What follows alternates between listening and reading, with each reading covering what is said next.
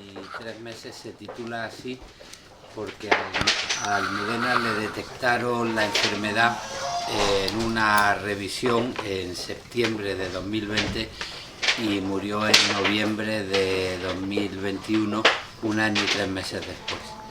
Y es un libro que cuenta la experiencia que supuso para nosotros, para mí, pues la enfermedad y después la conciencia de la muerte y el acontecimiento de la muerte. Me gustaría señalar alguna cosa.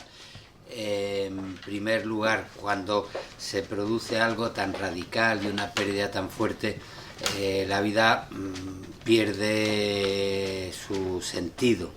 Es un diálogo con el vacío y la desorientación, y uno tiene que acudir a lo más profundo de la propia identidad para encontrarle sentido. Yo fui acudiendo a lo que define mi identidad, que es mi vocación por la poesía. La poesía me ayudó a relacionarme con el mundo, a preguntarme por mí, por mis relaciones con el mundo, y acudí a la poesía para encontrarle sentido a lo que estaba sucediendo. Por otra parte, escribir este libro para mí ha sido difícil. Es un libro difícil. Acudir a la poesía tiene el sentido también de acudir a la tradición poética, a cómo ha tratado la tradición poética los sucesos fundamentales de la condición humana, que son el amor y la muerte. Como sabéis, las grandes construcciones culturales del ser humano pues son el amor y la muerte. Los animales no conocen no tienen conciencia de la muerte, tienen conciencia del miedo, del peligro, pero esa construcción sobre la muerte que ha hecho el ser humano, de gente que vive sabiendo que un día el tiempo se agota y que la puerta se cierra, eso no lo tienen los animales. Lo mismo con el amor, tienen instintos, deseo, instinto de supervivencia, pero no la gran construcción cultural de lo que significa el amor como manera de definirse individualmente, ¿no? Y bueno, yo he acudido a la tradición poética como ayuda para que no fuese un desahogo biográfico, no fuese un yo biográfico que se confesara, sino que fuese más bien una reflexión sobre la condición humana que trascendiera de mi experiencia particular a una experiencia más general, que se puede decir más allá de un caso concreto sobre la enfermedad, sobre el amor, sobre la muerte, para algo que no afecte solo a un yo, sino que sea algo sobre lo que hablar y compartir en los seres humanos, ¿no? Y en ese sentido pues hay mucho de diálogo con la tradición literaria, pues desde el arcipreste de Ita, con la muerte de Trotaconventos en el libro del Buen Amor, cuando maldice a la muerte y le dice muerte, muerta seas, ¿no? Hasta Jorge Manrique y nuestras vidas son los ríos que van a dar a la mar, que es el morir, el diálogo con el mar como metáfora de la muerte, hasta poetas muy cercanos a mí, como el caso de Joan Margarit, que también escribió un libro poco antes de morir y que se publicó de manera póstuma. Joan, después de estar un año enfermo y tomando conciencia de la muerte, y después de haberse encerrado en su casa con su familia y sus 3 o 4 ideas importantes de la vida para encontrar la calma y la paz al despedirse, pues acabó escribiendo un poema en el que afirmaba, se atrevía a afirmar que ese año último ya lo tenía como uno de los años más felices de su vida. Y eso es lo que me invitó a mí a recoger la experiencia de Joan, con el que hablaba diariamente de la muerte, porque la enfermedad de Joan fue en paralelo a la de Almudena, para escribir el poema último que le da título al libro, 1 año y 3 meses, en el que recojo esa afirmación, pero desde la otra orilla, no desde el que se va y hace las paces con la vida y con la muerte, sino del que se queda y tiene que sobrevivir después de una experiencia dolorosa y después de momentos muy difíciles. Cuando el tiempo pasa y el dolor se convierte en convivencia con el recuerdo, pues yo también al final del libro me atreví a decir que a pesar de los malos momentos, ese año y 3 meses de convivencia con la enfermedad iban a ser recordados pues uno de los momentos más felices de mi vida. ¿En qué sentido? Bueno, pues es fácil. Si algo duele mucho cuando se pierde es porque ha sido importante, y la manera de despedirme de casi 30 años de convivencia con una persona pues es la felicidad de haberla podido acompañar durante los días de la enfermedad, de haberla podido cuidar, de habernos podido cuidarnos y de haber podido conversar con la vida y con la muerte. Y eso es lo que he ido escribiendo en el libro, nuestra situación personal, pero también en diálogo con un contexto como es la enfermedad, el cáncer, el tener que ir al hospital, el diálogo con la esperanza y con el miedo, porque el cáncer, y eso le gustaba mucho repetirlo a Almudena, que era una persona optimista, pero además en este caso pues tenía motivos. El cáncer es una enfermedad que se supera con mucha frecuencia. Muchos amigos nuestros han superado el cáncer.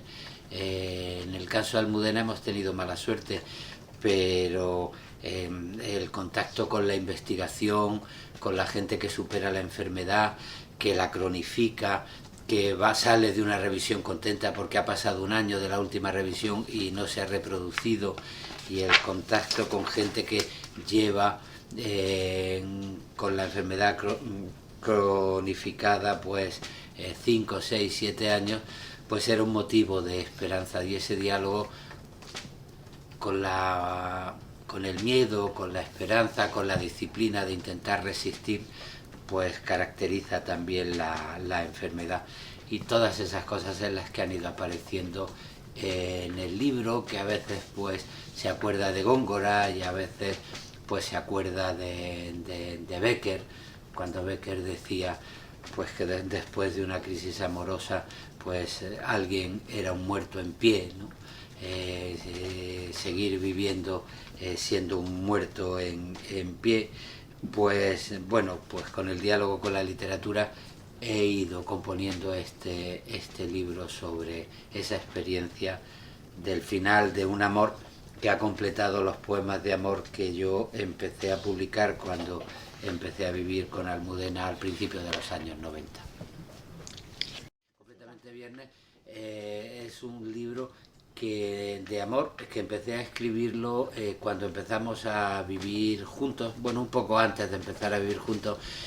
A ella, yo tuve la suerte que a ella le gustara mucho la poesía y que estableciese una complicidad con la poesía.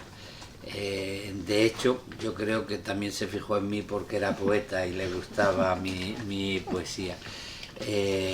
Y bueno, a lo largo de su narrativa pues siempre buscó momentos para citar a Antonio Machado. El corazón helado nace de unos versos de Antonio Machado, una de las dos Españas, Adelante el corazón. El homenaje que le hace en sus episodios nacionales a Galdós pues le hace a través de Cernuda, el maravilloso poema que le dedica Cernuda a Galdós en Desolación de la Quimera, ¿no? A ella le gustaba mucho la poesía, y en ese sentido, cuando empezamos nuestra relación, yo buscaba libros de poetas que a ella le gustaba mucho, pues desde Felipe Benítez Reyes o Joan Margarit, y le mandaba un libro y le copiaba en la última página en blanco del libro un poema de amor que yo le iba escribiendo, ¿no? Y ahí se fue conformando lo que después acabó siendo la publicación de Completamente Viernes. Pues no sé qué, en poemas incluso de Gloria Fuerte, y a través de las anécdotas de nuestra relación amorosa en los años 90. Un día me llama Gloria Fuerte y me dice, oye, ¿es verdad que te has liado con Almudena Grandes? Y yo le digo, pues sí. Me dice Gloria, pues esa la quería yo para mí. Entonces, yo se lo contaba a Almudena y después le mandaba un libro de Gloria con un poema dedicado en la última página, ¿no? O Ángel González, oye Luis, me está diciendo Chus Visor que Almudena tiene mucho interés en venir a firmar a la Feria del Libro, pero coincidiendo contigo, que ha dicho que no va a Visor si no coincide contigo. ¿Es que pasa algo? Y yo le decía, bueno, algo está empezando a pasar. Y entonces, bueno, pues le mandaba un libro de Ángel González con un poema mío, ¿no? Y así se fue conformando completamente Viernes, que está en el inicio de nuestra relación. Y cuando se produce la noticia de la enfermedad, pues de alguna manera yo a través de la poesía tengo que dialogar con lo que está pasando, y estos poemas pues son como el cierre de toda una historia de amor convertida ahora en convivencia con el recuerdo. A mí me gustaría, quizá el año que viene, reunir en un volumen los poemas de Completamente Viernes y este libro que le sirviera de final, ¿no? Mira, eso es inevitable. Afortunadamente es inevitable. La poesía llama una y otra vez la atención en algo que tiene que ver con todos los seres humanos, como siempre, porque la poesía lo que hace es preguntarse sobre las cosas de los seres humanos. Nosotros convivimos con la memoria y la memoria forma parte del presente. De hecho, los momentos más felices de la vida van conformando nuestra manera de sentir, nuestra educación sentimental, junto a los momentos más dolorosos, y la memoria es una dimensión más del presente, y en ese sentido pues convivimos no solo con los recuerdos de la gente que sigue viva, sino también convivimos con la muerte. Eso es así, ¿no? Y el diálogo del pasado con el futuro en el presente pues determina buena parte de la poesía. ¿Cuál es el momento más melancólico que uno puede tener? Pues no el momento de recordar el pasado, sino el momento de recordar esa parte del pasado donde el futuro estaba en su sitio. Lo que más melancolía produce es el futuro, porque hemos vivido el momento donde ahí estaba el futuro, estaban las ideas claras, las ilusiones, lo que se iba a compartir, lo que se iba a vivir, y esos momentos son los que ahora recordados, cuando el futuro ya ha dejado de estar en su sitio, pues es lo que produce melancolía. Y cuando estamos en el presente, pues ¿qué es lo que nos ayuda a comprender el significado de las cosas? Pues lo que se ha compartido en la memoria. Y en ese sentido, eso define a los seres humanos y define a la literatura también, porque es cuando uno toma conciencia de la muerte, cuando acude a la literatura para hacer vivo el pasado, para seguir dialogando con lo que se ha perdido, pero también para dejar huella en el futuro, ¿no? Los episodios nacionales de Galdós, que tanto le gustaban a Almudena, y ella siguió escribiendo con sus episodios de una guerra interminable, pues surgieron cuando había personajes que tomaban conciencia de que iban a morir y decían, esta experiencia humana merece la pena que no se pierda. Y Gabriel Araceli, por ejemplo, el protagonista de la primera serie de los episodios nacionales, pues cuando se acerca a la muerte cuenta todo lo que ha vivido para que no se pierda. Bueno, pues eso es lo que da sentido a la literatura también y al relato humano, y en ese sentido a mí me gusta reivindicar que el tiempo de la literatura es un tiempo importante. Yo hay dos cosas en este libro que he tenido muy, muy presentes. El primero es el pudor, porque Los que somos muy partidarios de los espacios públicos, solemos ser muy partidarios también del pudor a la hora de contar las cosas privadas, porque el respeto del espacio público es que sea un espacio de convivencia del nosotros, y ahora hay muchos mecanismos para privatizar lo público sin pudor ninguno, poniéndote a contar pues cosas que pertenecen a tu intimidad y que no deberían pasar a lo público, ¿no?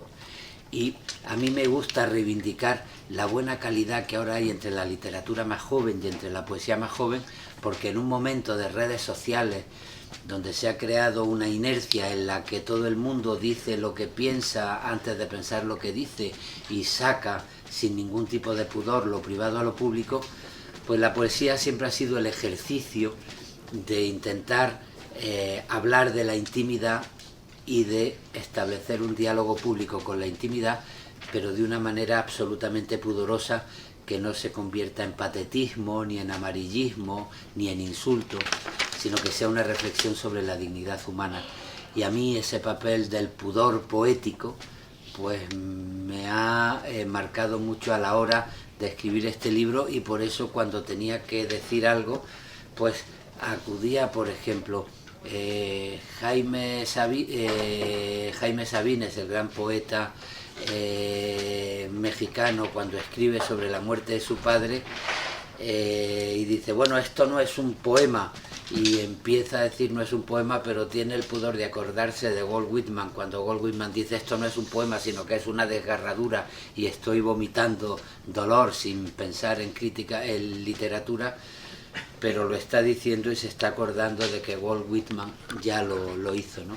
Esos mecanismos del pudor poético los he utilizado siempre, por ejemplo, cuando tengo que maldecir la muerte, y pues acabo pensando en Jaime Sabines y en el arcipreste de Ita.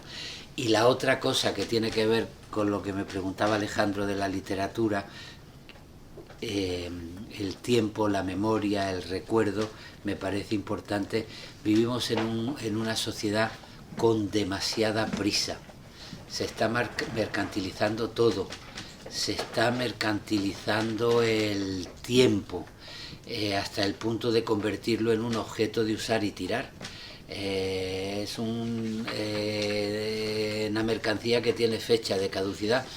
Parece que lo que sucede hoy mañana ya está olvidado, y mañana habrá 1000 focos de comunicación que hagan prehistoria a lo que ha ocurrido hoy, ¿no? Y eso es lo que de alguna manera está convirtiendo la vida en el reino del bulo, en el reino de la mentira, porque ocurren cosas y mañana ya no se le exige cuentas a lo que ha pasado hoy, ¿no? Por ejemplo, los periodistas lo están viviendo de una manera especialmente difícil, porque dedicados a la información se encuentran en un contexto comunicativo donde la mentira, el bulo, pues sustituye a la información. Eso ocurre también con la literatura. A mí me gusta mucho un libro de Martha Nussbaum, la filósofa norteamericana, que se llama Justicia Poética, donde habla de un tiempo literario frente al tiempo de usar y tirar, porque el tiempo literario es el tiempo que sabe que el ser humano hereda la experiencia del pasado en el presente, la hace suya, y esa herencia es lo que lo compromete con el futuro. Y en ese sentido la literatura que cuenta cosas, pues lo que hace es mantener en el presente los recuerdos que considera importantes y establecer un diálogo con el futuro, el diálogo pues con la conciencia de la muerte y con la conciencia del amor. Y en ese sentido sí, en el libro, tomando conciencia de la muerte y sabiendo los límites de la muerte, pues uno quiere mantener el pasado. Yo he querido también mantener los límites del presente. eso que dice, el amor es eterno, la muerte no pone fin a nada. Bueno, ¿de qué estamos hablando? La muerte es una putada que pone fin a muchas cosas, y hay muchas cosas que se acaban con la muerte, y cosas muy, muy, muy importantes. Lo que hay es que aprender a encontrarle sentido a la vida, sabiendo que también es posible mantener un recuerdo, mantener una convivencia con la memoria, y en ese sentido pues darle otra oportunidad a lo que puede permanecer, más allá de la muerte, ¿no? Ahí acudí a Gustavo Adolfo Bécquer y a la rima. Yo escribí un libro sobre Bécquer, porque fíjate que Bécquer es el ejemplo claro del pudor, y Galdós escribió una reseña sobre las rimas maravillosas, porque Galdós estaba acostumbrado a poner a los poetas en trances ridículos. Cuando a mitad del siglo XIX, en trance de la industrialización de la alta burguesía, de pronto había un señor que hacía una fiesta, un duque, un alto burgués que hacía una fiesta, y decía, bueno, tenemos al poeta tal, nos va a leer un poema, y el poeta tal avanzaba y empezaba a decir, oh, los cisnes y los pájaros bucólicos y la gacela, y hacía un tipo de poesía o una retórica grandilocuente, romántica, que en la sociedad burguesa del XIX sonaba a ridículo. Y de pronto llegó Bécquer, y por vergüenza pues dijo, acabo con la retórica bucólica y acabo con la retórica romántica, e hizo una poesía de apariencia sencilla, que era, como lo llamó Dámaso Alonso, la difícil sencillez de Gustavo Adolfo Bécquer, y empezó a hablar de la vida cotidiana, ¿no? Y para huir del patetismo y del ridículo, Bécquer es un punto de referencia fundamental en la poesía contemporánea, como enseguida se dieron cuenta poetas como Alberti o como Cernuda. Y yo en ese sentido pues he recordado mucho una rima en la que Bécquer, después de un desastre amoroso, pues dice que el muerto sigue en pie, ¿no? Y me acordé de él cuando, después de una conversación sobre la muerte, y cuando ya no había esperanza y había que empezar a dialogar con la muerte, pues entonces dije, bueno, que después de esta tesitura, pues uno de los dos muertos va a seguir en pie, porque uno es consciente que ya va a seguir viviendo, pero con la muerte dentro, ¿no? Con la muerte dentro. Había opción. Por ejemplo, aunque yo soy poeta, he publicado algunas novelas, y podía haber contado la experiencia en la novela. Y de hecho, pues en algunos artículos que estoy escribiendo hay una reflexión sobre la muerte, y creo que es importante hacer una reflexión en un ensayo sobre la muerte. A mí, después de la pandemia, me parece muy útil que una sociedad tan hedonista, que ha creído en el canto y en la exaltación de la felicidad, y que ha intentado borrar la muerte, borrar la vejez, olvidarse de que hay ancianos, y sobre todo convertir los deseos en derechos, como si el lema del cliente siempre tiene razón pudiese imperar. Después de la pandemia, pues recordar que no todo es posible, de que somos vulnerables, de que existe la muerte, de que hay que cuidarse, de que es necesario olvidarse de que siempre vas a tener razón y puedes imponer tus deseos, porque hay veces que tus deseos no se pueden cumplir porque estamos limitados. Pues yo creo que es importante escribir un libro de reflexión sobre lo que significa la experiencia de la pandemia y la experiencia de la enfermedad en general, porque a veces la enfermedad es colectiva, pero a veces es algo que poco a poco nos va marcando a los seres humanos, que somos conscientes de que vamos a morir, o que se nos muere la gente que estamos al lado. se puede hacer creo yo, y se están escribiendo muy buenos ensayos ahora.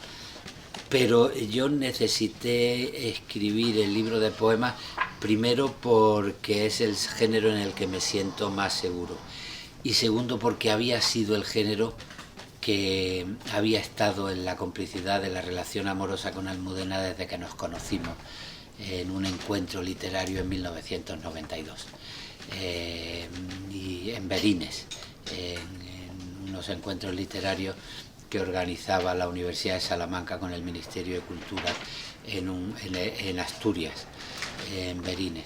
Y la poesía fue clave porque a ella le gustó. El padre de Almudena era poeta, y ella recordaba que cuando escribió un soneto reunía a sus hijos y les leía el soneto, y a partir de ahí ella se hizo lectora de poesía, y hubo una complicidad en la poesía muy, muy importante, cosa que yo agradezco porque muchas veces es más fácil admirar a un autor de novelas de mucho éxito que vende mucho, que a un poeta que se puede contentar con vender, si tiene mucho éxito, 2000 ejemplares.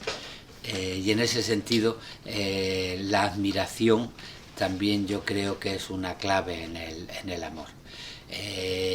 Yo conviví de una manera muy alegre con el éxito literario de Almudena porque admiraba mucho a Almudena. Almudena fue una persona que tuvo un éxito radical con Las Edades de Lulú en 1989, y en medio del éxito de las traducciones, de las películas, de las ofertas, ella pensó: ¿qué quiero, ser famosa o ser escritora?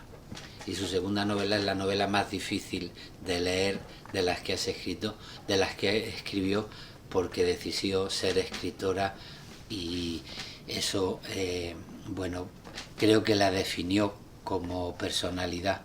Y a mí me era muy fácil alegrarme de los éxitos de Almudena porque admiraba mucho su literatura.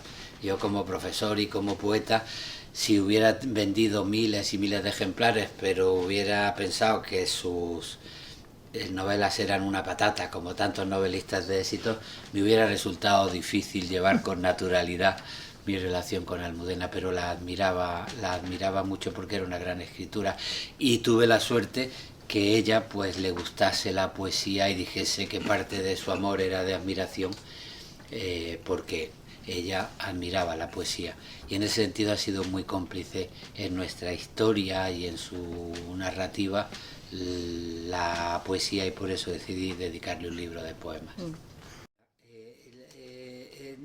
Yo creo que ahí funcionan varias cosas. Primero, la convivencia con la enfermedad es un espacio de cuidados, y cuando estás conviviendo necesitas cuidar al otro, y de pronto se crea una dinámica donde no solo se cuida al enfermo, sino que el enfermo te cuida a ti. Yo estoy convencido de que en su relación con la enfermedad Almudena hacía un esfuerzo de no darle excesivamente importancia a las cosas, o de mantener el optimismo, cada vez más difícil, pero mantener optimismo, y era una forma de cuidarnos para que nosotros no lo pasáramos mal y cultivásemos nuestra esperanza. Y nosotros, que teníamos también la espina clavada en el corazón, pues intentábamos mantener la disciplina del optimismo para acompañarla en su necesidad de resistir, ¿no? Fíjate que en una relación con la enfermedad los cuidados son importantes, y uno de los cuidados fundamentales es la calma. Y bueno, yo me acostumbré a vivir con calma en la enfermedad. Hay un poema en el que salimos de una noche de hospital donde la cosa se había puesto muy mal y ella no quiso quedarse en el hospital, Yo creo que porque sospechaba que si se quedaba en el hospital ya no salía del hospital y le apetecía morirse en la casa. El taxista. El taxista, El taxista. Y entonces salimos en silla de ruedas, con mascarillas, y cuando llegamos al taxi, Almudena se había dejado la mascarilla, y aparte iba en silla de ruedas, y el taxista se puso malos modos, ¿no?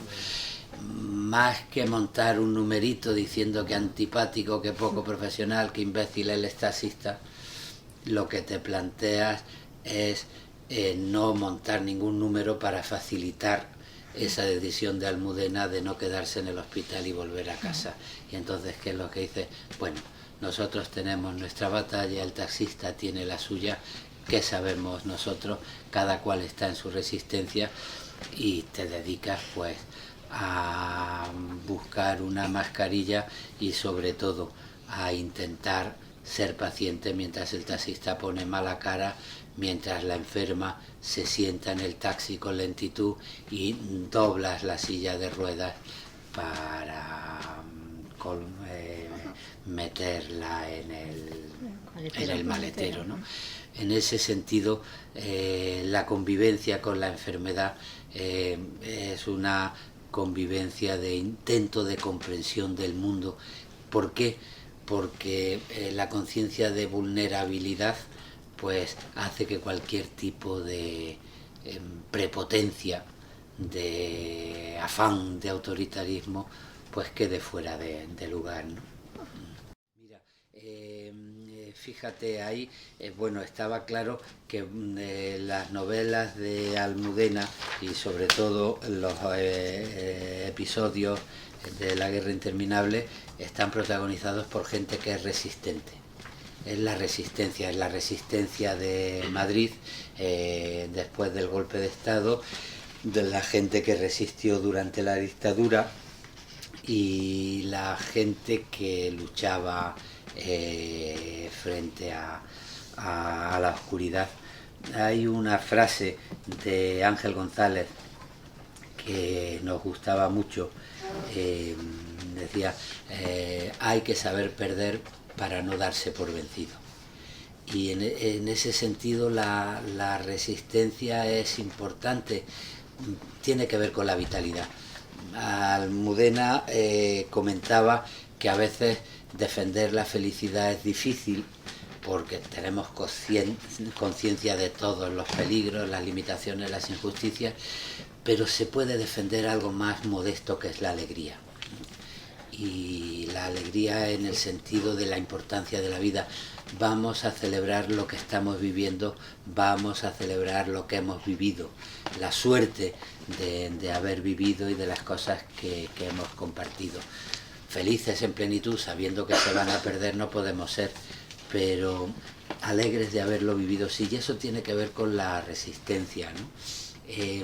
Así un poco al hilo de las reflexiones de María Zambrano y de lo que fue la razón poética de María Zambrano, frente a un optimismo ciego que se engaña en la realidad y frente a un pesimismo rabioso que dice nada tiene sentido y por tanto mejor es decir nada importa y apostamos por la renuncia y por la indiferencia, pues está algo que no tiene que ver ni con el optimismo ni con el pesimismo, que es la capacidad de resistencia para defender tus convicciones y tu apuesta por la vida, ¿no?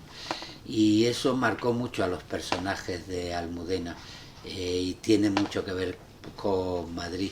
Y por eso uno de los viajes que atravesamos Madrid, la ciudad que resistió 3 años, pues la conciencia de decir, los resistentes fueron el viento de tus novelas y bueno, pues ahora nos identificamos con ellos para no renunciar y seguir hacia adelante. En la poesía de la cotidianidad, en la que intentas pasar de lo anecdótico a lo más trascendente, aquello que convierte el yo biográfico en un yo literario que pueda ser compartido por la gente, hay la posibilidad esa de pasar de lo más coyuntural a lo trascendente. Yo siempre había dicho que en el amor, cuando yo escribo un poema en amor, lo que menos me interesa es que la gente diga cuánto quería a su novia, sino que cada cual habitase el poema y pensase en su propio amor. Con la muerte pasa lo mismo. Entonces, por ejemplo, la ginecóloga te pasa a el área de cancerígena, y allí te hacen un análisis, te ponen una terapia, te medican, pero hacer ejercicio es importante, y la disciplina del resistente es comprarse uno de esos relojes que cuentan los pasos, de cuántos pasos hay que dar al día, pues tanto, a ver si llegáis entre 5 y 10.000 pasos según cómo te encuentres. Entonces la disciplina de salir todos los días a dar un paseo por la ciudad, y entonces pues vas cruzando la ciudad, vas cambiando de sitio y vas mirando la ciudad con otros ojos, ya no la del paseo, sino también la del resistente, ¿no? Bueno, pues poder contar eso y poder mezclar la ciudad con el diálogo contigo mismo y con lo que te está pasando, pues hace que lo que era cotidiano adquiera una trascendencia, y por eso en los poemas pues la ciudad tiene importancia, Madrid tiene importancia, los viajes en avión tienen importancia, los paseos por la orilla tienen importancia, porque claro, una experiencia cotidiana es ir a vivir en Rota, a pasar el verano en Rota y a salir a pasear por la orilla del mar, por la playa, pero de pronto te encuentras con que por una parte ya no se puede salir a pleno sol, porque para las reacciones en la piel con la quimioterapia el sol es muy malo y hay que salir en el crepúsculo, y después resulta que el crepúsculo y el mar pues nos recuerdan que son metáforas tradicionales de la muerte en toda la tradición poética, y entonces el paseo por la playa es el paseo por la orilla del mar, y de pronto pues eso, te acuerdas de Góngora y la maravillosa canción de Góngora de dejadme llorar orillas del mar. Y como estás en la lucha, pues tú dices, pues yo no voy a decir dejarme llorar orillas del mar porque no quiero caer en la renuncia, y entonces cambias y dices dejadme soñar orillas del mar. Vas dialogando con la literatura y dialogando con la vida cotidiana para intentar darle un sentido trascendente a la experiencia concreta que estás viviendo, ¿no? Sí. Bueno, ahí hay un recuerdo a la manzana de Adán, y pido irónicamente una resurrección conmigo mismo, utilizando la conciencia irónica para dialogar con mi dolor, porque hay mucha gente que te para por la calle y que te dice pues bueno, pues ya descansa en paz, Otra gente que dice, bueno, pues ya te está esperando en el cielo. Y entonces pues uno pues se queda, da las gracias y mantiene esa calma con los demás, pero con uno mismo pues ese tipo de convención no puede seguir manteniéndola, ¿no? Yo no soy una persona creyente. Almudena no era una persona creyente. La memoria nos va a acompañar siempre, pero la conciencia de la muerte le dice que esa resurrección final de la que Lorca hablaba en Poeta en Nueva York, ¿no? Los primeros que salen comprenden con sus huesos porque están saliendo de las tumbas, resulta que uno no cree en el juicio final ni en la resurrección. Y entonces digo, bueno, pues eso de que te está esperando en el cielo, pues para preguntar, oye, ¿y en el cielo se hace el amor? Porque si en el cielo no se hace el amor, el consuelo ese de que te está esperando en el cielo pierde el 99,9% de su gracia, más allá de la buena educación, donde decir muchas gracias, ¿no? Entonces, pues resulta que si uno no cree en la vida eterna ni en la resurrección de los muertos, pues y uno no cree en la promesa de un paraíso donde no esté la manzana de Adán y esté la sexualidad y esté la convivencia con la carne que ha marcado tu vida durante mucho tiempo, ¿no? Y bueno, es el diálogo que establezco en ese poema. Palabras duras para mí del libro que estoy recordando ahora. La primera es vómito. En medio de todo este intento de calma y sin que ella me vea, pues hay veces que no resisto más y me tomo una botella de whisky y acabo devolviendo y vomitando, y la única preocupación es que no me vea, que no me vea. Esa es una, ¿no? El vómito. Y la otra es mudanza. Y es cuando comprendes que para intentar volver a ti mismo tienes que asumir que ya has cambiado, y para intentar volver a la vida tienes que asumir que la vida ha cambiado radicalmente, y entonces empiezas a hacer mudanza, y en una caja pues vas metiendo desde los recuerdos compartidos hasta tu propio corazón, hasta las ilusiones que ya no forman parte del futuro sino de un recuerdo del pasado, y a ver cómo te entiendes con un presente donde ya el futuro ha perdido significación, y vas metiendo en una caja de cartón aquello que te invita a cambiar de domicilio para tomar conciencia de que ya ha cambiado tu vida. O sea que mudanza y vómito son las dos palabras más difíciles. Y fíjate que ahí pienso también en la resistencia, porque en las resistencias y en los debates políticos es muy importante también la conciencia de pérdida del futuro cuando los sueños se corrompen. Hubo mucha gente que dio la vida por una revolución, o que vio que muchos amigos daban la vida por una revolución, y después ante sus ojos pues se quedaron sin futuro porque vieron que la revolución por la que habían luchado desembocaba en el estalinismo, por ejemplo, ¿no?